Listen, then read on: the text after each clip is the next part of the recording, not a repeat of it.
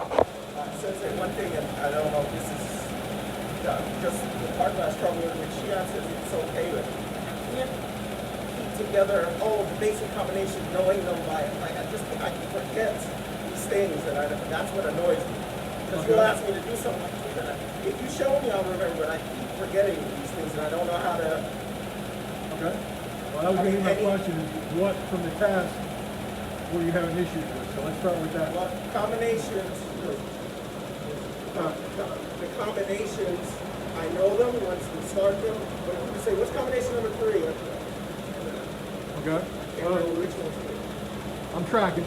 Back up. Take a left front swing to left middle guard. this.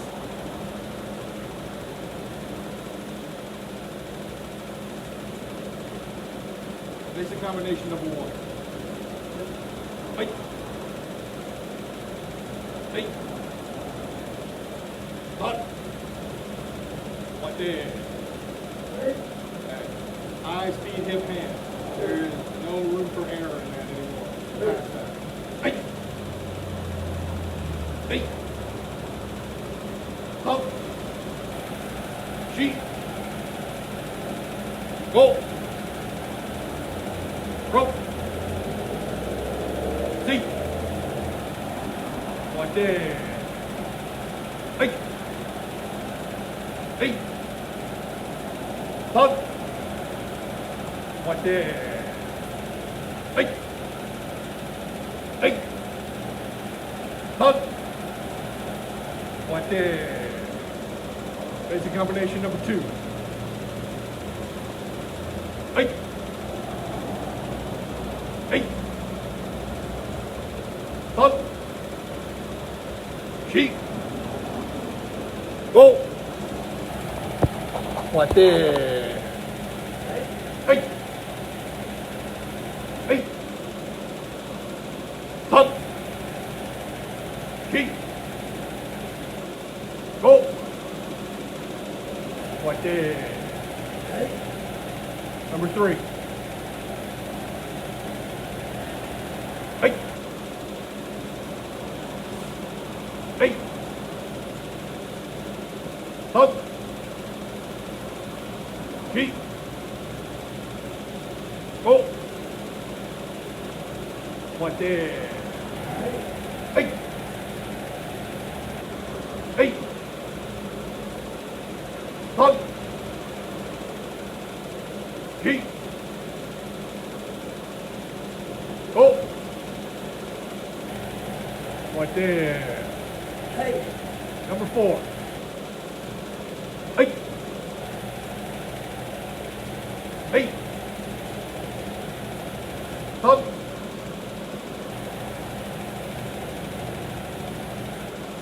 Keep. Go. Like that. Hey. Hey. Hug. Keep.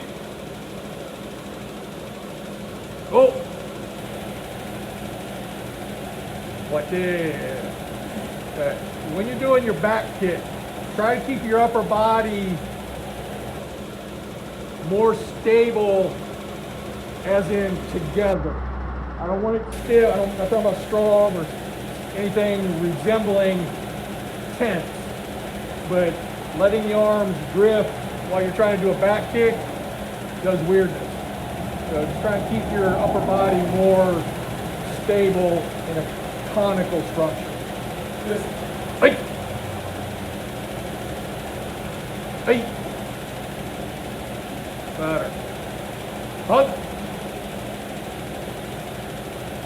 Keep. Go. Like that. Hey. Hey. Hug. Keep. Go. Like that. Hey. Number 5. Hey. Hey. Hot. G. Go. Right there. Right? Hey. Hey. Hot. G.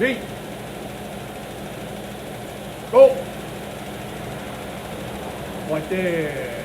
Right? Good. Come on. All right. You did all 5 of them. Need a break? Please, just a little bit. Take my mask off. That's where we'll talk while I Yeah, you can sit while I can talk. as I'll do it again. I think it's just typical. Yeah, you would say 29. That could be. I remember though, when you see a couple times too, I forgot which one I was doing. Well, that happened. But that is not what I heard you say earlier. So that's what I wanted to see. Well, it's all of it. I just feel like, damn it, why can't I just get it? I'm at the point where actually, you say it, I don't. I don't feel like I do.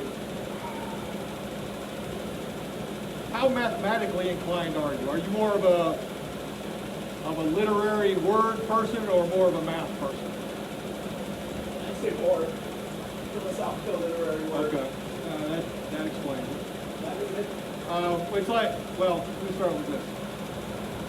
Why is basic combination number 1 done the way it's done? Why is number 1 number 1? I don't know, sir. Because that's the way Hanshi wanted it. It's a definition. It's not an absolute. It's like, why is 2 plus 2 equal 4? That's a definition, not a truism. Because 2 has no meaning other than what we give to it. So same thing here. So number 1 is only number 1 because that's the way he set up the drill. Number 2, number 3, et cetera, et cetera, et cetera. Kind of thing. So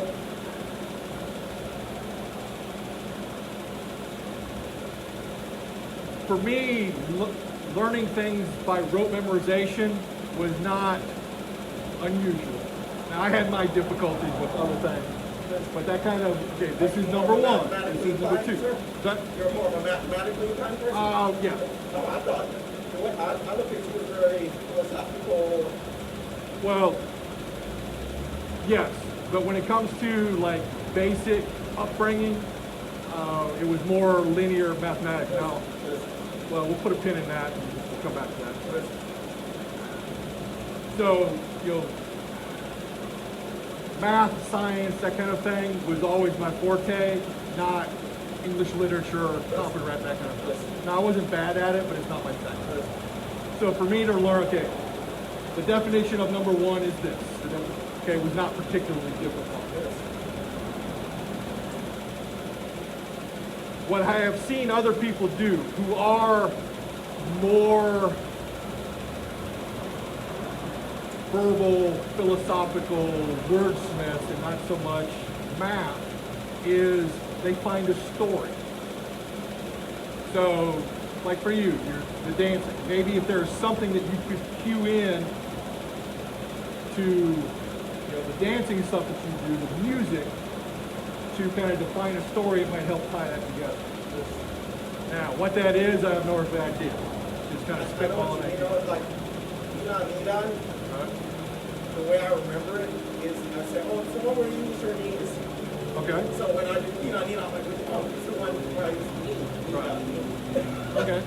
So I get what you're saying, associated with something, so I will remember. I have to just figure out what the heck to do for those. But yeah, to your point though, maybe I do know though, I need to stop overthinking which one is it. Just let me go through my head. Well, let's try something real quick.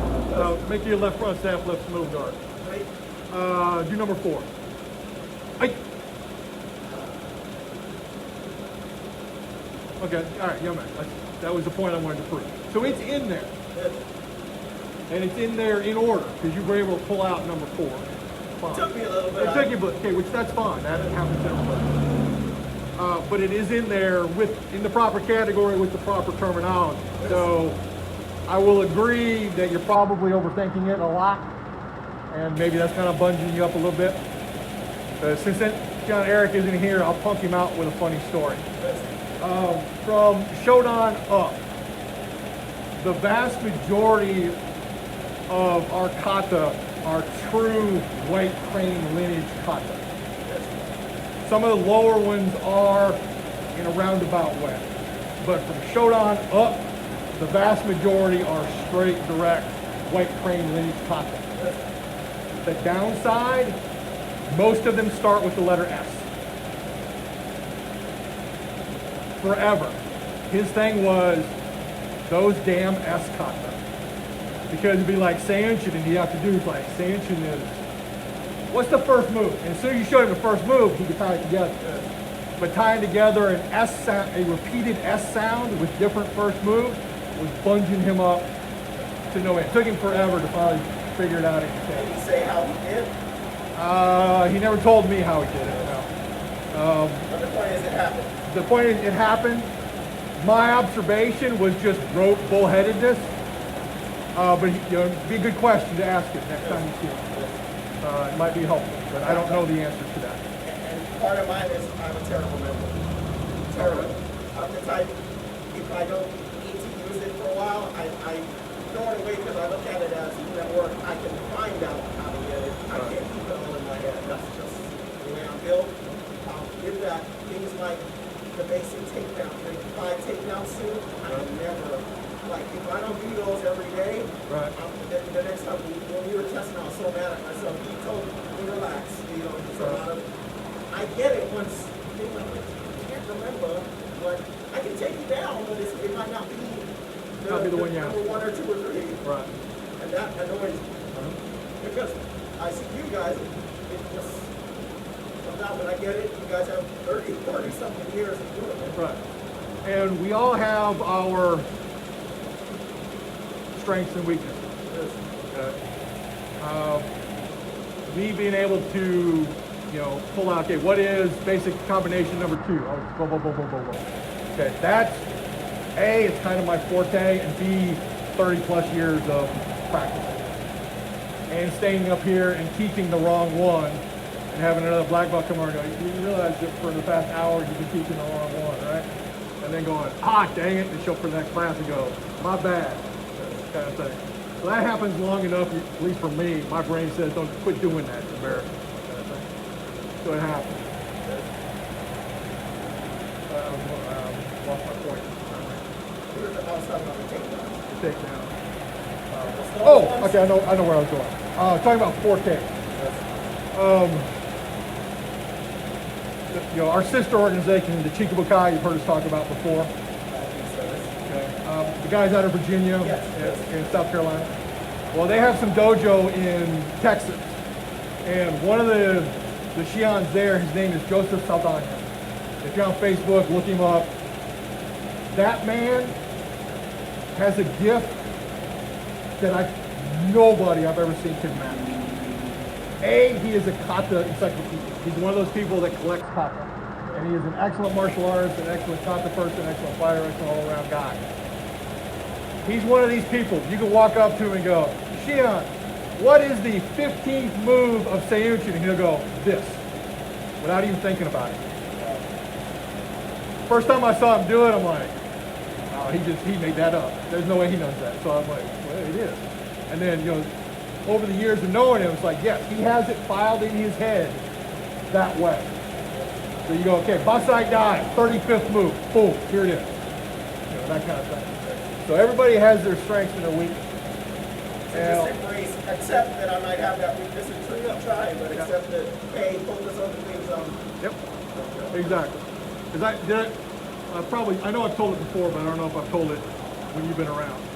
My Pinan Yondan Kosokun Dai story, did I ever tell you that? Pinan Yondan, you know that. Okay, Kosokun Dai, which I think is the next one that you get the pleasure of learning. Kosokun Dai is a mixture of Pinan. I had Pinan Yondan forever.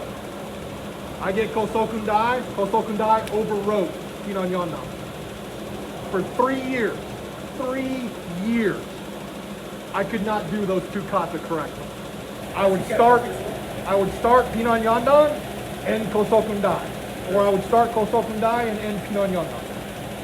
I could not peel those two apart for 3 years. Is that why? Yeah, because they're very, very similar. And literally my brain went, it took me 3 years to peel those things apart. So everybody has their gremlin. We need to fight our way through it. And then, Still annoying. oh, it's just awful. I don't know if you can imagine the frustration of 3 years not being able to do two katas. Drove me insane. There was something I put a pin in. Oh, kind of along the same lines of, Hachi used to say there are two kinds of people in the world. Now, there are a lot of different kinds of way to categorize people, but for the sake of this discussion, two kinds. There's linear thinkers and circular thinkers. Linear thinkers, engineers, computer guys, A plus B equals C. Circular thinkers, artists, dancers, musicians. Sometimes those two don't combine. A lot of times, like linear thinkers, Goho no Uki, Empiropo, Ten no Kata, Chi no Kata, no problem. Straight. Angle. Tensho, Rohai, Matsukaze, fries them. Because they don't understand the circular fluidity. Because they want A, B. They don't want, how do you classify that? It's very difficult. You always say that, then there's a third subset who can think both ways. That's the key, is trying to be able to see both ways.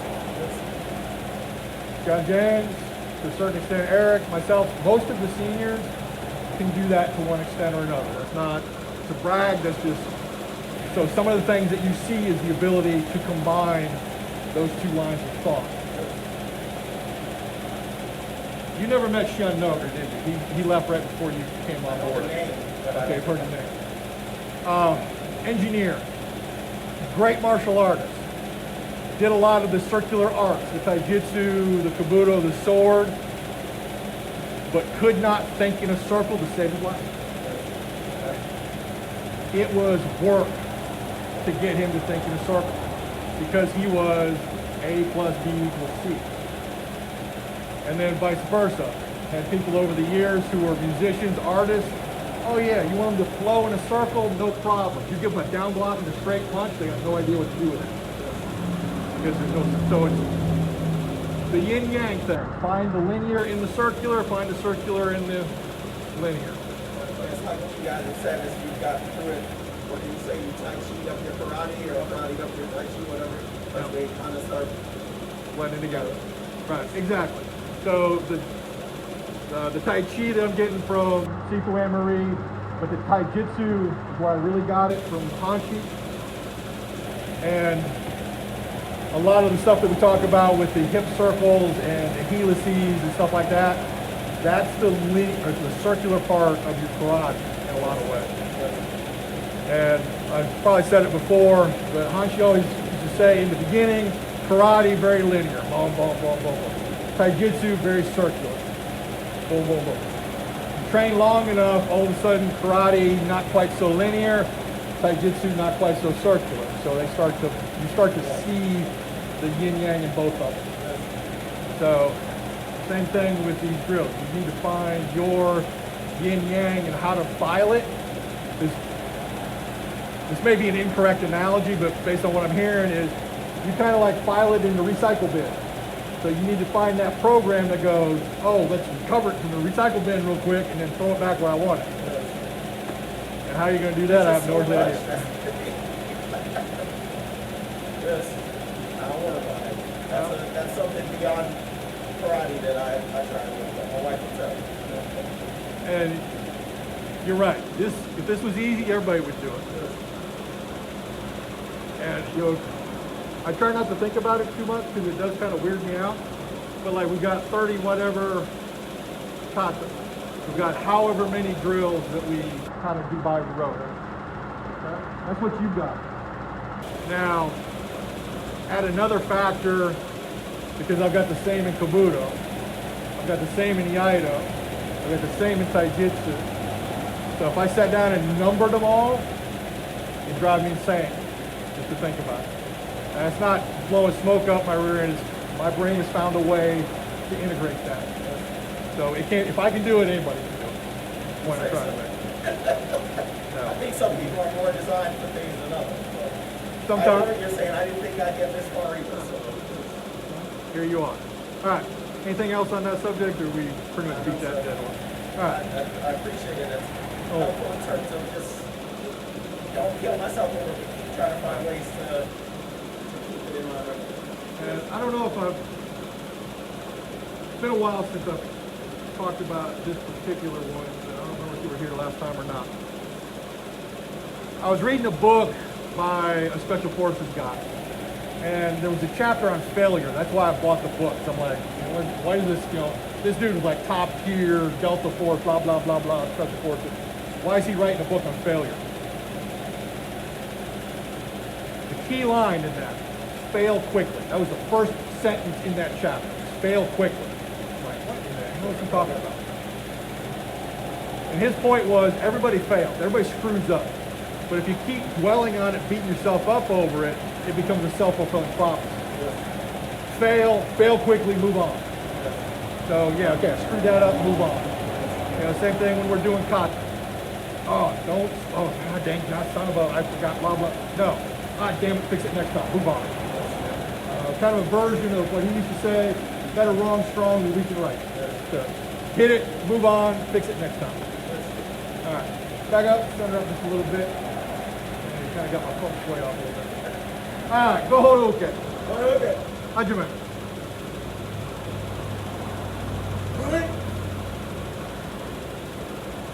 Good, yeah man. Relax the shoulder.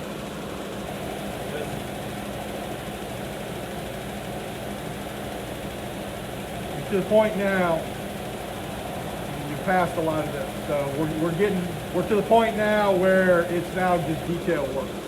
So your shoulders are too balled up, it's slowing you down, it's inhibiting power. So relax the shoulders, let it flow. This is where, like we were just talking about, finding the circular in the linear. If I got stiff shoulders, I got nothing but linear. If I got stiff hips, I got nothing but linear. I want that circular part, that helical part of my technique. It's mandatory. How just keep folks up? How are there, hey Greg, do this and it will help you Relax the shoulder. Okay. Now, okay, here's how he used to do it. Hankins, relax the shoulder. Hankins, I told you to relax the shoulder. I told you to relax the shoulder. And then it would be the Shinai. And then it would be the Joe if we really irritated. So, no, not from fear, but your body starts to realize where it actually needs to use energy. Because the thing about being, let's just say, okay, you and I are talking. If for whatever reason the conversation is making me nervous and I allow my body to get tense, what does this do to help me? Nothing. Doesn't do anything. All it does is show you that I'm getting really nervous and really tense. Okay.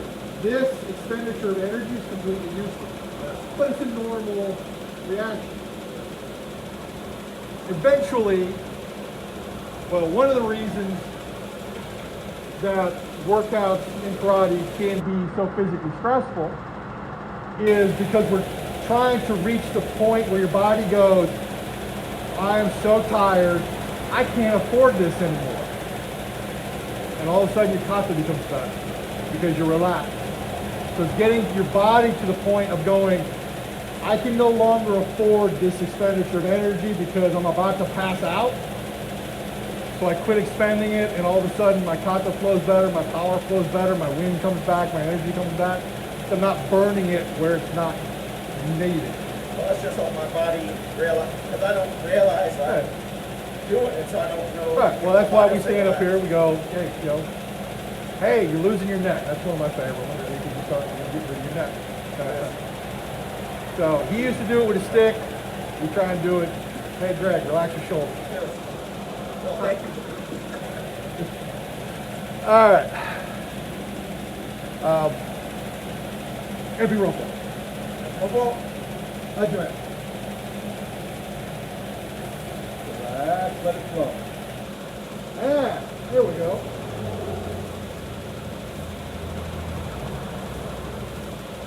All right, yo man. I don't know why. Well, probably because we've been in classes. That's right. I'm talking to myself, trying to formulate a thought, and I realized it was actually coming out of my mouth before it was ready. I've seen the videos of you at Carnival when you're dancing. Yes. You're not stiff.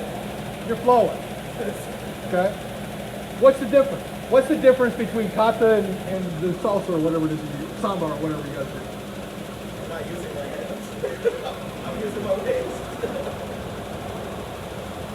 I mean, I guess Okay. I am, but it's like you said, I'm in the zone, I guess. I don't know. Yeah, that's, you hit the nail on the head. You've been doing one, you don't have to think about it anymore. Okay? Up to about,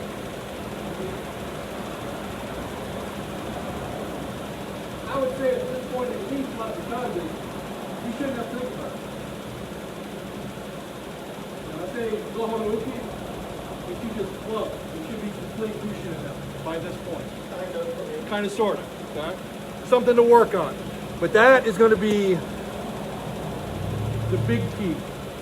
Because you have different things in your life where you have the principles that you need for martial arts. You're actually a step or two above everybody else in that because you have that type of movement pattern already.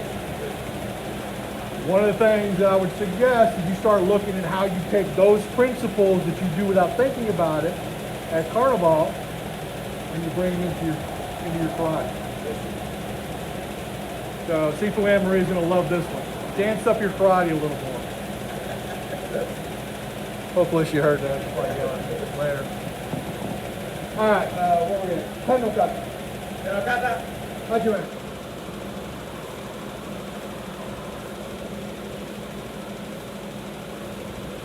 Right.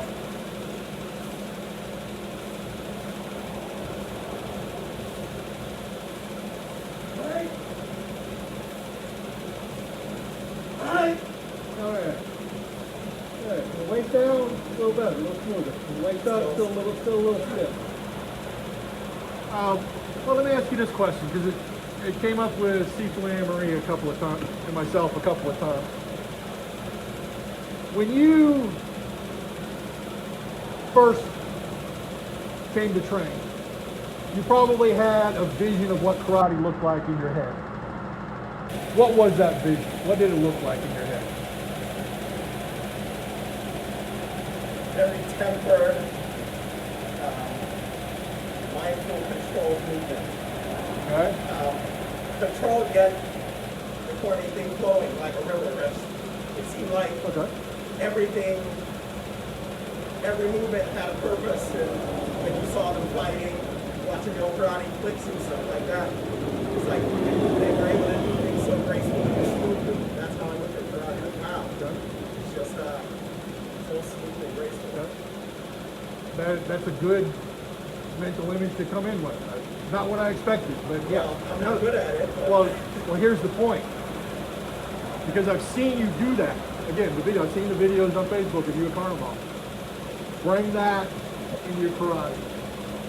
So literally, dance up your karate a little more. I'll work on this. Uyoi. Shinokata. You got that? Hajime.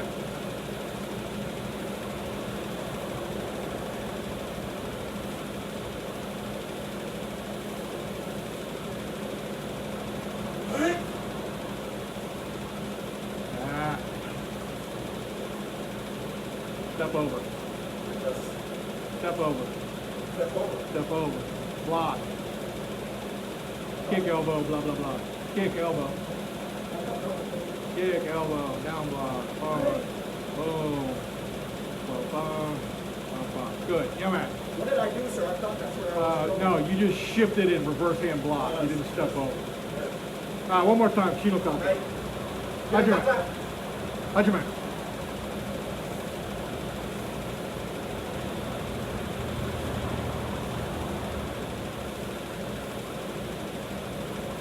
Right? Right? Yeah, man. Good. Kinan Shodan. Listen, that's how I conclude.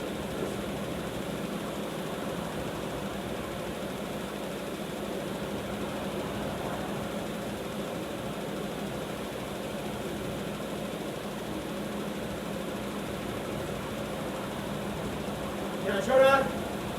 Hajime.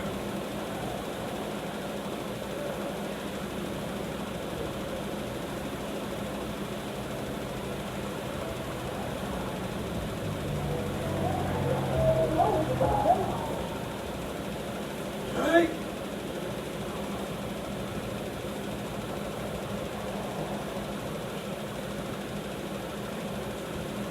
Right?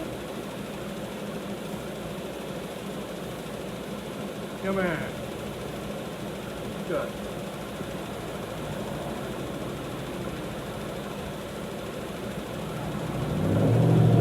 Good. You need a break? Pardon me, sir? You need a break or anything? You good? Maybe one more and then I'll get it. Oh, get one now you're saying, sir? Oh, did you say one more I'm kata? saying if you want to do one more, Okay. might as well get myself. Ropoho. Oh, jeez. Yes, I'd like to drink some. Okay, that's what I thought.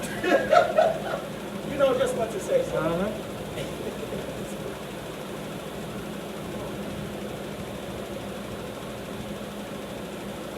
So while you're sitting there taking a break, we can chat with one of them and chat about What are the 5 strategies of Shikaru?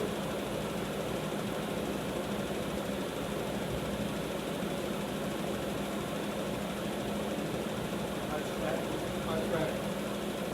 We talked about it before. Whether you remember them or not is not relevant. If you don't remember, it's fine.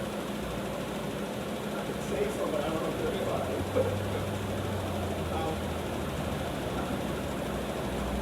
To avoid altercations. I see where you're, that's not where I'm going, but yes, technically you're correct. The 5 strategies of Shikaru, I know you've heard them before. Raka, Usui, Kushin, Hankeki, Keni. They sound familiar. That's what I expected. They sound familiar.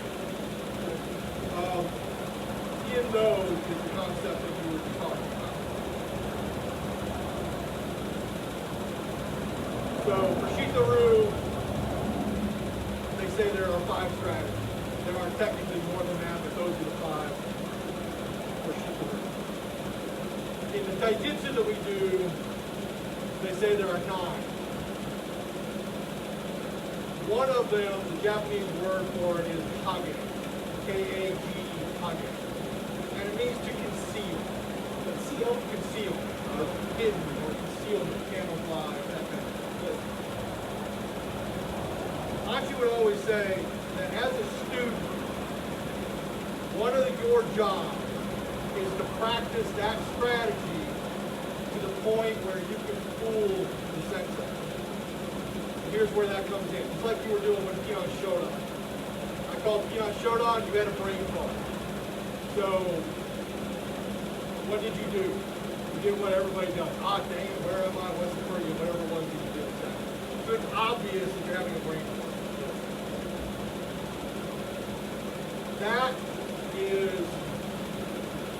That mindset is not proper karate, proper martial arts. Better, wrong, strong than weak and right. Do something. Because in a fight, you need to do something. I think I'm like getting into my career. I have to speak in front of people at times and stuff like that. And I've developed the skill of, if I'm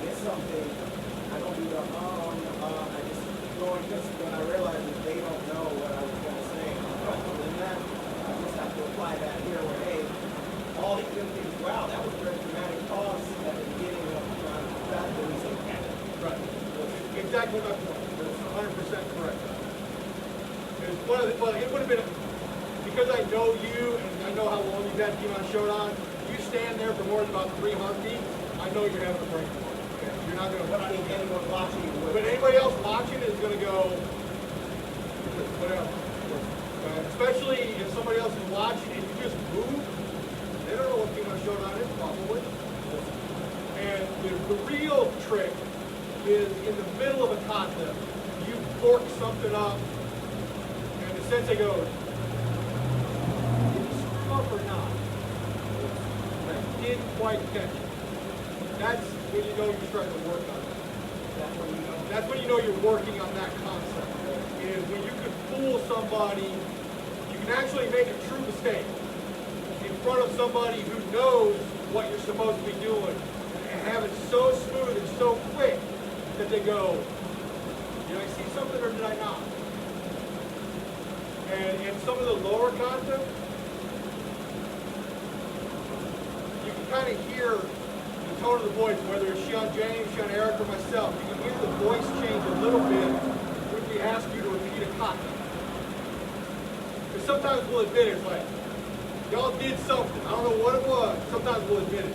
And other times it'll just be a tone of voice where we're like, point you up. Again, so you're listening from both sides. Good?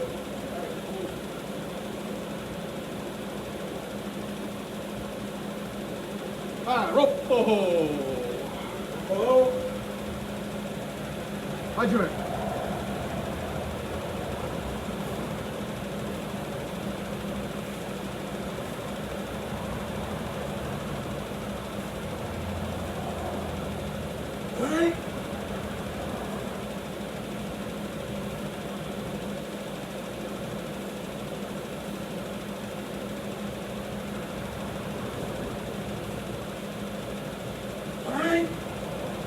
Good, come in.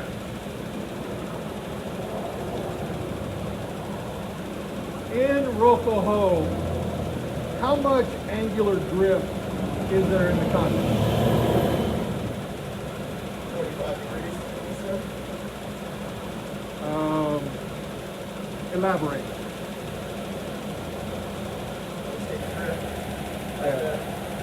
No, I'm not talking about angle of technique. I'm talking actual physical drifting. Like Kendo Kata, it goes that way, and then it goes, so it drifts whatever amount it drifts. How much in Rokuho? I know there's linear drifting, Okay, but you come back to the center. Okay. and or that, Okay. How much angle? no angle, sir. None.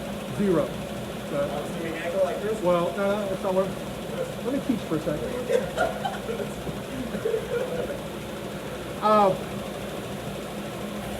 It's a very common habit in Rokuho. So just slowly start Rokuho. Start Rokuho. Ball, kick, punch, now. Kick, straight, see that little, ever so slightly. When you put your cat stance back, no, not the angle, your base foot. Okay. From yours, start over. So, down block, just get up to the punch. Down block, kick, punch. Now, what is going to be your lead foot is on this line, right? So, for your cat stance, your rear foot is going to be maybe about here. But what ends up happening is after the kick, most people, and you can, your entire martial arts career now is knocking off decimal points. And that's what we're knocking off decimal points to that perfection. After you kick, to make your cat stance, you're putting it a little bit that way instead of putting it back and then dragging to it a little bit. Because there's a little drag in the front. It's not a kick, put it down, stand there. It's a little bit of a withdrawal.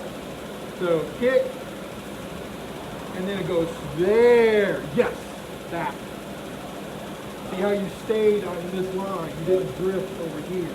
So I was doing. You were doing that. Yeah, about that much. So from there, then the round kick comes and come forward and pull. Same thing here. Yeah. See, that part always gets me to balance. Boom. There. That's what I'm talking about. Is that. And I need to do it earlier. Well, no. What I'm talking about is you're now on line. You're not drifting to the side of your base foot. That's what I'm talking about with that. How do you, it's funny you get it like that when I ask all these questions. How do you maintain because once I do this, my balance feels weird every time I kick.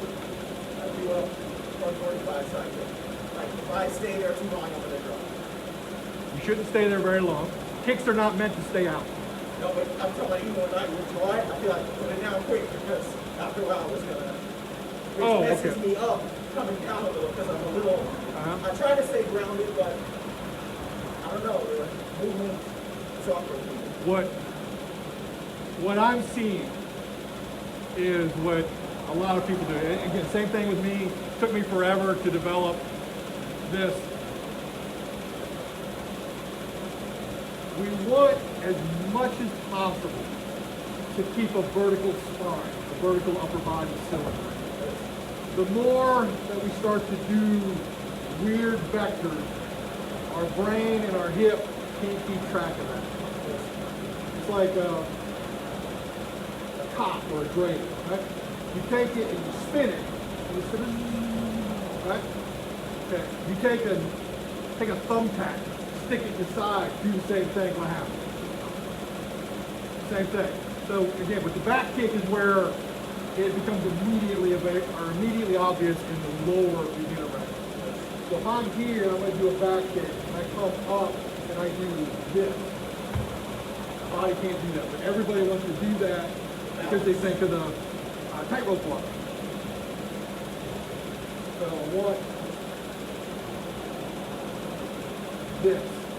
Same thing with the side kick. I don't want to do this with my side kick. I want as much as possible to keep that vertical spine so that my brain can process that. He used to say a lot of times, where the head goes, the body goes. People are bipedal primates. We like this bipedal primates. We walk on two legs upright. I'm not familiar with that word. Oh, okay. Bipedal, 2 feet, I get it. not 4 foot, running.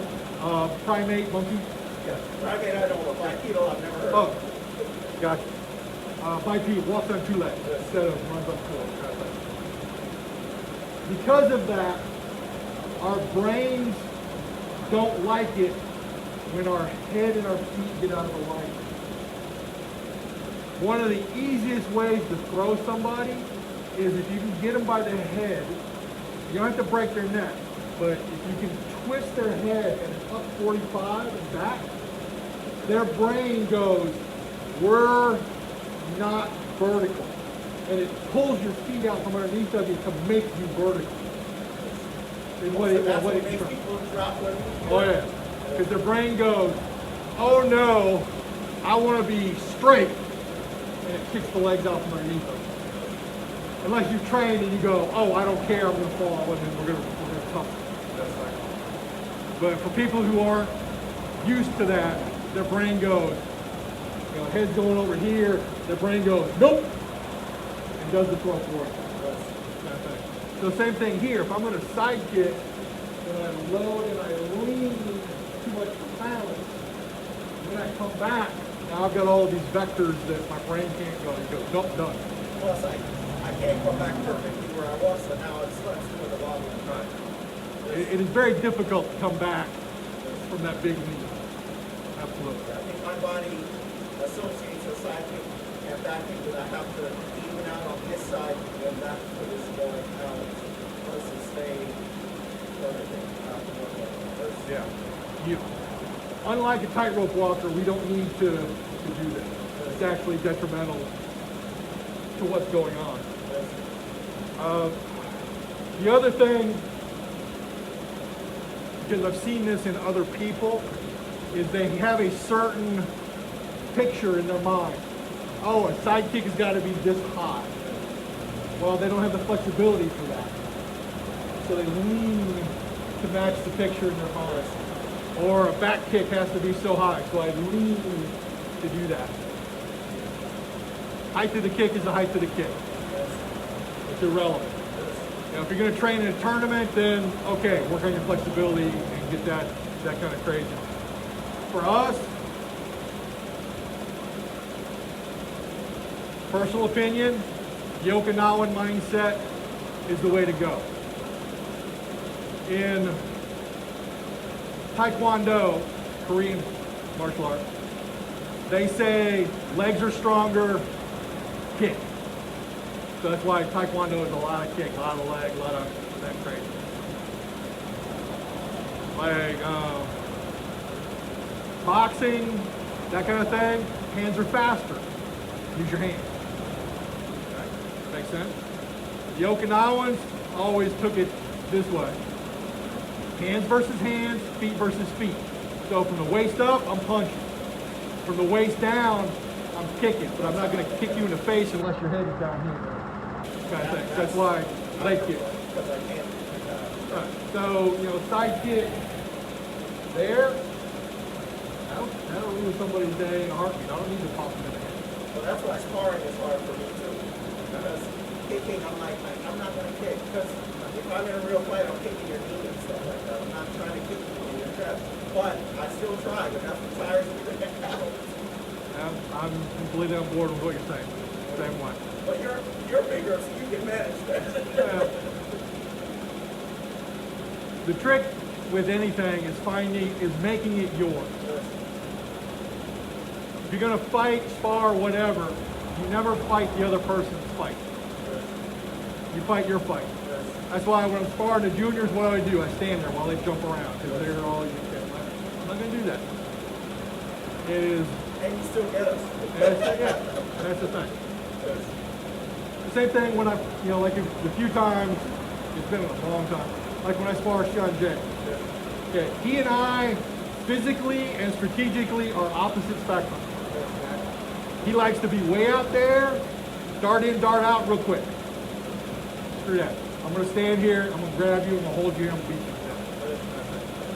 So when we spar, he tries to get me to move, I try to get him close.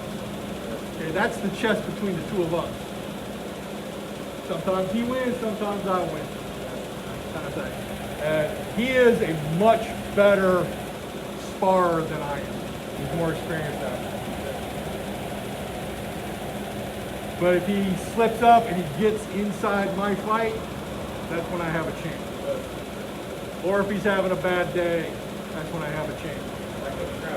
Like when I grab his leg. I told you about the time he heel kicked me. I told you that story, right? The one where you caught it twice and then the third time, yeah, he suckered me in. And time does slow down because it was literally like a movie. I'm like, really, dude? All right. And that's the thing, because originally he was fighting my fight. So I'm like, okay, that's fine. Cool. Here we go. Then he fought my fight. I mean, it was hook, line, and sinker. I fell for it. I ate that one hard. You don't need a. You don't need a. How'd you man?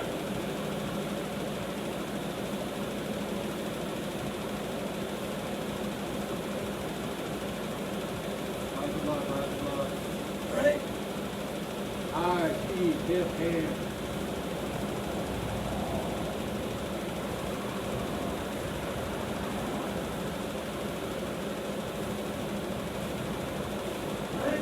Good, come here. Not bad. Well, at least I messed that one up and I didn't do the darn. Didn't do the darn? But I did. That's what I'm talking about. To finish out, along that same line, this is a good philosophical question in my opinion. What does kata teach us? That is a loaded question. I think it teaches you everything. Okay? I think it, You're right, I agree, but let's a little more specific. to me, every move teaches me a possible action. ever in an altercation, it teaches me a movement that I can utilize. Okay? By movement, just for my clarification, when you say movement in that context, you're talking about block, punch, kick, step, that kind of thing? Getting out of the way. Right, walk- stepping. yep, Yeah, yes, stepping. yes. Okay. Is there any other category of thing, in your opinion, that kata teaches us?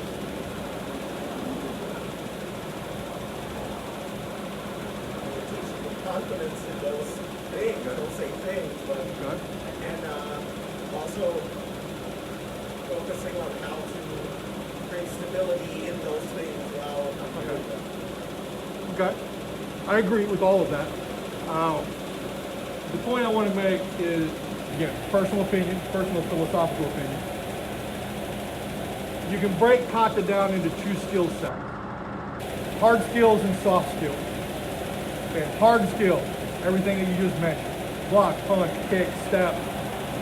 My ability to do that, that kind of thing. Soft skills, the confidence, awareness, strategy, all that kind of stuff.